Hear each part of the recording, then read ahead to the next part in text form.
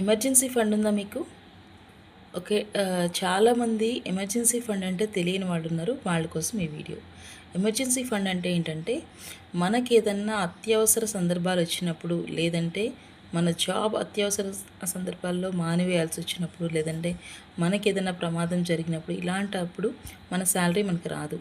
లేదు మన జాబ్ పోయింది ఆల్ ఆఫ్ సడన్ ఇలాంటప్పుడు మనం మన ఫ్యామిలీ కోసం, మన లివింగ్ కోసం ఎమర్జెన్సీ ఫండ్ అనేది మెయింటైన్ చేసుకోవాలి. ఇది ఎంత మెయింటైన్ చేసుకోవాలంటే, ఫర్ ఎగ్జాంపుల్ మీ శాలరీ ఒక 50,000 అనుకుందాం. 3 మంత్స్ ఆఫ్ యువర్ శాలరీ అంటే 1,50,000 మీ మీ ఎమర్జెన్సీ ఫండ్ ఉండాలి.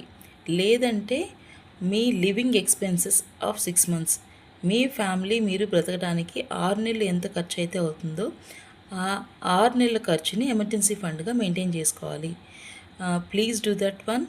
ఇది ఎప్పుడైనా మంచి ఇన్వెస్ట్మెంట్స్ వచ్చాయనుకోండి, ఈ ఎమర్జెన్సీ ఫండ్ని మనం అక్కడ ఇన్వెస్ట్ చేసి మళ్ళీ అగైన్ ఎమర్జెన్సీ ఫండ్ని మళ్ళీ మన శాలరీకి తగ్గట్టు మనం ఎమర్జెన్సీ ఫండ్ని బిల్డ్ చేసుకోవాలి.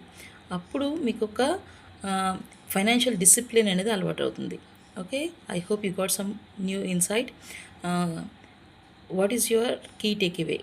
Comment below. This is Madhavi, AI Money Management Coach. Follow me for more.